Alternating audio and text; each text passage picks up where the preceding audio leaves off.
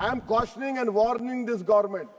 If you bring and make a Waqf law in the present form, which will be violation of Article 25, 26 and 14, it will lead to social instability in this country. It has been rejected by the entire Muslim community. Because as a proud Indian Muslim, I will not lose an inch of my masjid. Forget about a masjid. I will not lose an inch of my dargah. I stand to oppose the President address motion. Sir, I start by putting to this House how this foreign policy for our country has been compromised from what its traditional position has been. Sir, take the case of Palestine. 61,709 Palestinians have been killed. 1,11,588 have been injured. India is a signatory to, India is a part to Genocide Convention, and the Genocide Convention says that anyone who's party to the Genocide Convention must contribute to ensure it prohibits from contributing to genocide and also requires to take steps to prevent it. Sir, not a single hospital is there in Gaza. This country, this great nation of mine, had constructed 2 floors of a library in a university. Those universities and that library has been finished. You have 1.2 million people being made homeless. Deliberate starvation has happened. And people have no drinking water. And what do we see now? We have heard the Prime Minister saying, "I'll stop the war in Ukraine." Where is my Prime Minister? Where is this government? Why are they keeping quiet on this genocide which is being perpetrated on the Palestinians? What has been the traditional stance of our country from Mahatma Gandhi up to all the Prime Ministers? Why can't we oppose the genocide? We are party to the Genocide Convention. I am warning this government that when the genocide history of Gaza will be written, this Prime Minister will also be in the list of accomplices. I demand from the government that let our country take the responsibility of constructing the health sector in Gaza. Invite more Palestinians to India on scholarship. Let them rebuild that Gaza. We cannot be part. How can we allow arms to be exported to Israel? An Indian ship was stopped in Spain. We are signatory to this Genocide Convention. How will history remember us? With what face can we face the world? Sir, second point. India's moral voice is dead in Palestine, sir. It is completely dead in Palestine, sir. Sir, come to China. The army chief in the interview to an English newspaper said rules out any troop cut along LAC. He says no troop normalization can happen. Why are we back to business as usual? Mansarovar Yatra will start, direct flights will start, visas will be issued, Chinese investment will be welcomed with open arms.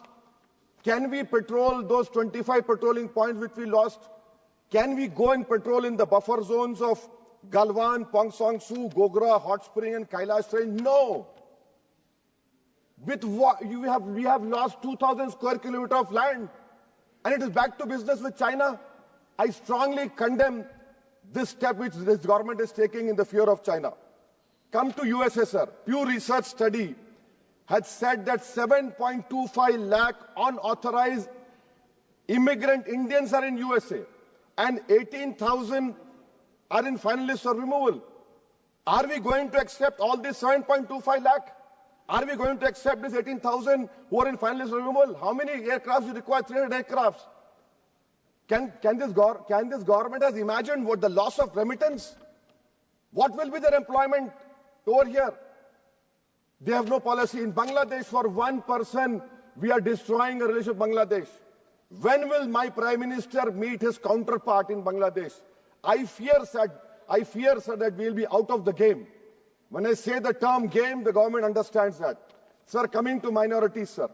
In 2023-24, 2,064 crores out of the budgetary allocation of 3,000 crores was surrendered by the Ministry of Minority Affairs. I have been consistently demanding from last 10, 11 years that the pre-matric, post-matric merit cup mean should be made demand-driven, and only 2,000 crores is required. Because of it not making demand-driven, you have thousands of Muslim students who are out of education.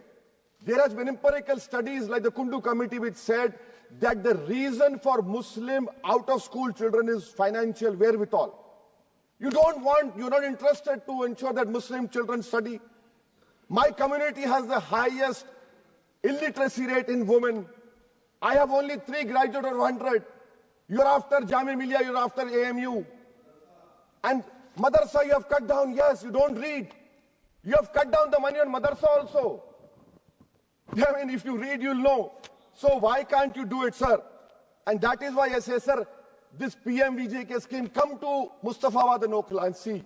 You have Mount Everest of garbage which is being dumped right inside a Muslim area. Why? Because it's a Muslim area. And then you have this person who was given birth politically through surrogacy by an institute which has an allegiance to a person who wrote "We Are a Nation Undefined" and bunch of thoughts. That person day in, day out lies. He lies. His whole start point and end is lies only. But what I'm hearing from the ground, which I've seen, a pure organic Muslim leadership will emerge on Wednesday, sir. Sir, I am cautioning and warning this government. I am cautioning and warning this government. If you bring and make a Waqf law in the present form, which will be violation of Article 25, 26 and 14, it will lead to social instability in this country. It has been rejected by the entire Muslim community. No Waqf property will be left. Nothing will be left, I say. You want to make India Viksit Bharat? We want Viksit Bharat. You want this country to take back into 80s and early 90s? It will be your responsibility. Because as a proud Indian Muslim, I will not lose an inch of my masjid. Forget about a masjid. I will not lose an inch of my dargah. I will not allow that. We will no more say and come and give a diplomatic talk over here. This is the house which I have to stand up and say honestly that my community, who are proud Indians, it is my property, not given by anyone. You cannot snatch it away from me. Waqf is a form of a worship for me. Sir, unemployment. Youth unemployment has increased to 45%. I'll give you examples, sir. Mumbai airport, for 1,800 jobs, 15,000 graduates turned up, sir. 15,000 graduates. I must congratulate the Prime Minister. Sir, in Bihar and UP, you see train stations overflow with aspirants every time there's an exam for government. In public sector, oil and gas sector, so 15,700 jobs lost, even though their revenue doubled. Central PSUs eliminated 2.7 lakh jobs over past decade. MSMEs, sir, in April, August 2024, on 11,500 MSMEs would have been shut down. Manufacturing employment fell from 12.6 in 11-12 to 11.4 in 22-23. Sir, in conclusion, what is the government showing us? And I really feel pity for the allies of NDA. Despite their 240, they are irrelevant now. I mean, you can take something here and there, but what about the country at large? What about the youth of this country, which the only nation in the world which has a demographic dividend is India? And this government has failed to uplift the youth. That is why I on the grounds which I have submitted, I oppose this present motion, sir. Thank you.